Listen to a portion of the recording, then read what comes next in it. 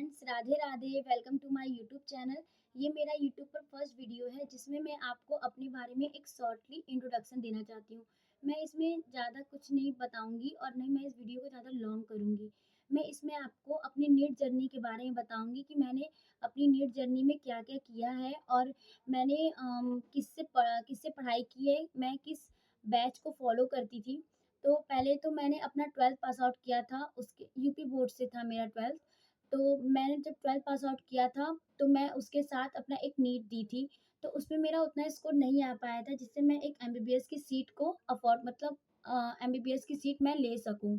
तो मैंने फिर एक नीट ड्रॉप लिया था। तो जब मैंने ड्रॉप लिया था तो उसमें मैंने यकीन 2.0 बैच को फ़ॉलो किया था, मैंने उससे पढ़ाई की थी।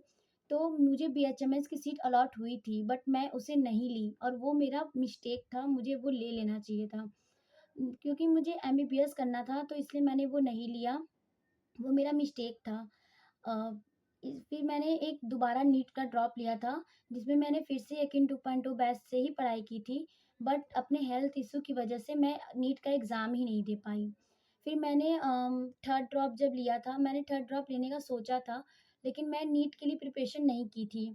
मैं अपने AIIMS BSc nursing and AIIMS paramedical का फॉर्म भरने के लिए सोची थी, तो मैंने अपने एम्स बीएससी नर्सिंग का इस साल पेपर दिया था और पैरामेडिकल का भी। तो मेरा एम्स बीएससी नर्सिंग में तो मतलब मैं क्वालीफाई नहीं हो पाई, मेरा मेरिट लिस्ट में नाम नहीं आया था। जैसा कि आप लोग जानते हैं कि एम्स अपना एक मेरिट लिस्ट निकालता है, जिसमें जिसका रोल नंबर अगर होगा, तो वही काउंसलिंग फर्दर करवा सकता है, वरना वो डिस्क्वालीफाई मतलब वो क्वालीफाई ही नहीं कहलाएगा। तो मैंने एम्स बीएससी नर्सिंग भी दिया था और एम्स पैरामेडिकल भी मैंने दिया था और मेरा सेंटर भी काफ़ी दूर दिया था। फिर भी मैं वहाँ गई थी, अपना पेपर भी दी और पेपर भी मेरा अच्छा हुआ था। बट बीएससी नर्सिंग का कट ऑफ इतना हाई चल गया था कि मतलब मेरा सिर्फ़ 1-2 नंबर से ही मतलब आगे-पीछे हो गया, मेरा नहीं आ पाया। 1-2 नंबर से ही मैं पीछे हो गई एम्स बीएससी नर्सिंग में। मेरा मेरिट लिस्ट में नाम नहीं आ पाया।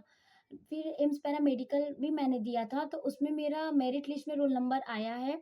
मैं अपना काउंसलिंग भी करवाऊँगी।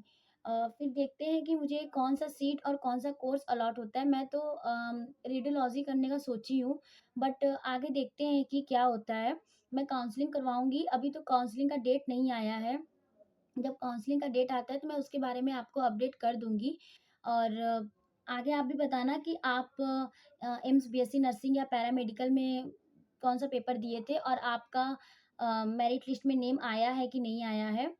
तो उसके बाद मैं फर्दर नीट के तरफ जाना चाहती हूँ। मैं नीट का प्रिपरेशन फिर से स्टार्ट कर रही हूँ अपना और मैंने उसके लिए आज यकीन 2.0 का बैच परचेज़ किया है। यकीन 2.0 2027 का बैच परचेज़ किया है। हालाँकि उसमें 29 जून से ही क्लास स्टार्ट हो गई हैं और मेरा काफ़ी बैकलॉग भी हो गया है, बट मैं मैनेज कर लूँगी क्योंकि अगर मैं आगे आने वाले बैच का इंतज़ार करती तो मुझे काफ़ी लेट हो जाता।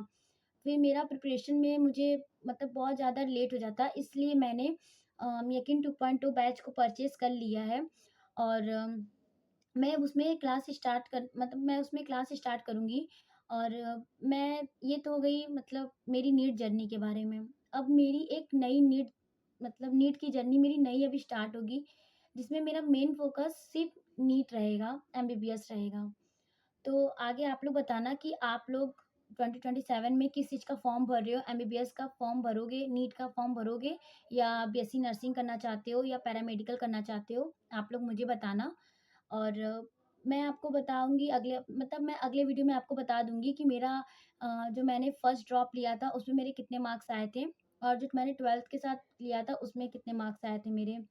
और आगे जब काउंसलिंग का डेट आएगा तो मैं उसके लिए आपको अपडेट कर दूँगी और मैं भी काउंसलिंग करवाऊँगी, देखते हैं कि कौन-सा सीट मुझे अलॉट होता है, मतलब कौन-सा एम्स मुझे अलॉट होता है और कौन-सा कोर्स मुझे अलॉट होता है।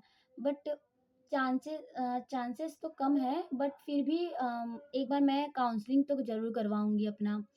और बस आज के वीडियो में मैं आपको यही बताऊँगी और आगे की वीडियो में मैं आपको अपने मार्क्स के बारे में और मैंने कौन से टीचर को फ़ॉलो किया था, मैंने क्या बुक फ़ॉलो किया था और मैं आपको फ़र्दर वो बताऊँगी। और मैंने जो एम्स की प्रिपरेशन की थी वो मैं कहाँ से की थी, कैसे की थी, मैं आपको सब अपने आगे वीडियो में बताऊँगी। ये वीडियो जो है ये बस मैं अपने बारे में एक शॉर्टली इंट्रोडक्शन के लिए बनाई हूँ। तो और आप लोग से एक रिक्वेस्ट है कि मुझे सपोर्ट करें, मेरे चैनल को भी सपोर्ट करें और तब तक के लिए अपना ध्यान रखें और अपनी पढ़ाई पे ध्यान दें और अच्छे से पढ़ाई करें बिकॉज़ ऑफ़ कंपटीशन बहुत ज़्यादा टफ है। एम्स में भी नीट के बच्चे आते हैं। अब नीट नीट लेवल का अगर आप प्रिपरेशन करेंगे तभी आप एम्स बीएससी नर्सिंग को भी क्रैक कर सकते हैं, अपने फर्स्ट अटेम्प्ट में ही।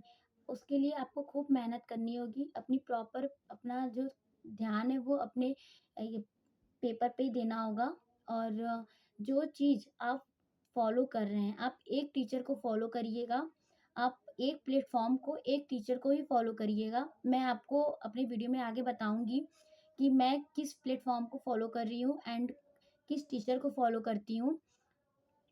आप लोग भी एक टीचर को फ़ॉलो करिएगा और एक ही प्लेटफ़ॉर्म को फ़ॉलो करिएगा बिकॉज़ ऑफ़ जो उसमें यूट्यूब पर तो बहुत सारे फैकल्टी हैं जो आपको पढ़ाते हैं, बेस्ट और सारे फैकल्टी बेस्ट हैं।